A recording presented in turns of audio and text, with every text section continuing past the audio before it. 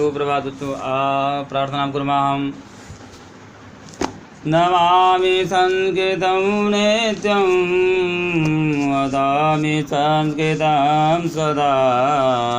ध्यायाय संस्कृतं सौम्यं वन्दे संस्कृतमातरं। वन्दे संस्कृतमातरं। बच्चों, सबसे पहले हम लोगों ने पढ़ा था कि व्याकरण शास्त्र क्या है, बिना व्याकरण शास्त्र के क्या नहीं हो सकता। अर्थात हमने ये देखा था कि भाषा को नियंत्रित करने का कार्य करने वाला शास्त्र ही व्याकरण शास्त्र है।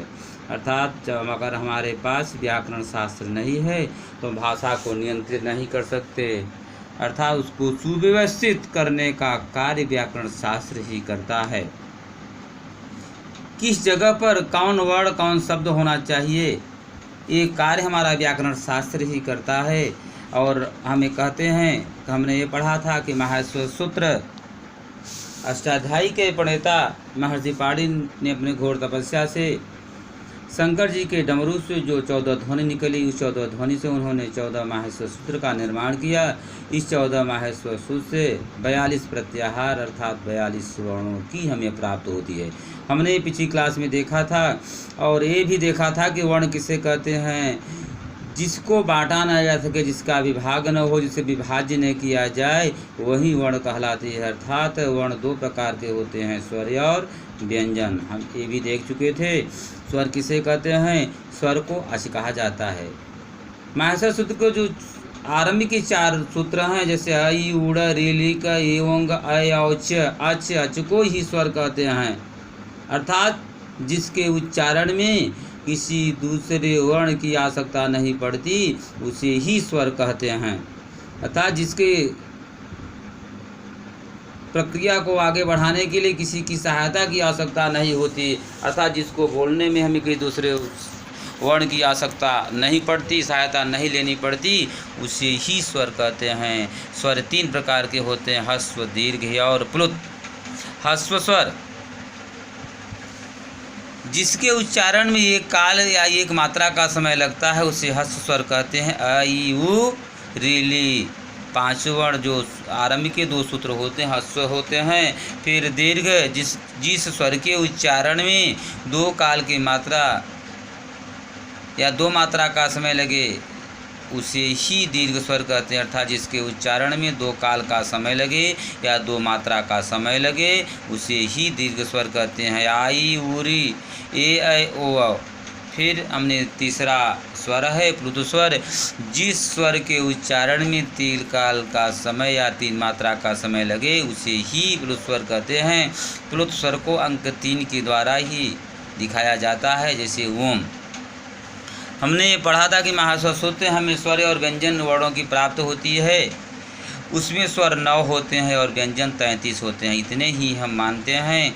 कहा जाता है एक मात्रो भवेत ह्रस्व, 2 मात्रो दीर्घ विच्यते, त्रिमात्रस्य प्लुतो से व्यंजनम च अर्धमात्रिकम। अर्थात 1 मात्रा को ह्रस्व स्वर, 2 मात्रा को दीर्घ स्वर, 3 मात्रा को प्लुत स्वर और आधी मात्रा को हम व्यंजन कहते हैं। हमने पढ़ा कि स्वर जिसके उच्चारण में एक काल या 1 मात्रा का समय लगता है, उसे ह्रस्व स्वर। जिसके उच्चारण में 2 काल या 2 मात्रा का समय लगे, उसे दीर्घ स्वर।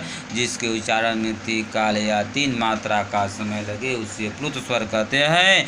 और स्वर क्या है, जिसके उच्चारण में किसी की सहायता की आवश्यकता नहीं पड़ती। और इसके विपरीत में होता है व्यंजन। अर्थात जिन वर्णों के उच्चारण में स्वर की सहायता लेनी पड़ती है, उसे ही व्यंजन कहते हैं। व्यंजन को हम अल भी कहते हैं। हमने 5वें सूत्र माहेश्वर सूत्र के 5वें सूत्र से लेकर 14 सूत्र तक के वर्णों को, जो 33 वर्ण होते हैं, उसे ही हम हल कहते हैं। जिन वर्णों के उच्चारण में स्वर की सहायता लेनी पड़े, स्वर के बिना हम उसका उच्चारण नहीं कर सकते, उसे ही व्यंजन कहते हैं। व्यंजन 4 प्रकार के होते हैं, लेकिन मुख्यतः 3 ही होते हैं। लेकिन व्यंजन 4 प्रकार के होते हैं। माहेश्वर सूत्र के अनुसार तो व्यंजन 3 प्रकार के होते हैं, स्पर्श, अंतस्थ और ऊष्म। लेकिन संयुक्त व्यंजन भी होते हैं। अब स्पर्श व्यंजन किसे कहते हैं? जिन व्यंजन, हमने पिछली क्लास में देखा था कि वर्ण किसे कहते हैं, वर्ण कितने प्रकार के होते हैं, माहेश्वर सूत्र हमको कहाँ से प्राप्त होते हैं, किसके प्रयास से प्राप्त होते हैं। बिना वर्णों के हम शब्द का निर्माण नहीं कर सकते, और बिना शब्दों के भाषा का निर्माण नहीं करते। इसीलिए हमने कहा था कि अनेक वर्णों के मिलने पर शब्द का निर्माण होता है, अनेक शब्द के मिलने पर भाषा का निर्माण होता है, और भाषा को नियंत्रित करने का जो शास्त्रकार करता है उसे ही हम व्याकरण शास्त्र करते हैं, उसे ही हम व्याकरण शास्त्र कहते हैं। तो हमने ये देखा था कि वर्ण दो प्रकार के होते हैं।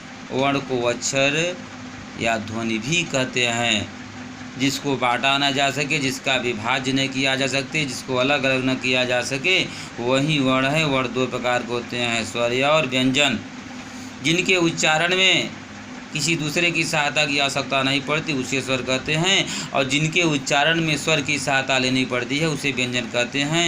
व्यंजन 4 प्रकार के होते हैं, लेकिन मुख्यतः 3 ही होते हैं माहेश्वर सूत्र के अनुसार।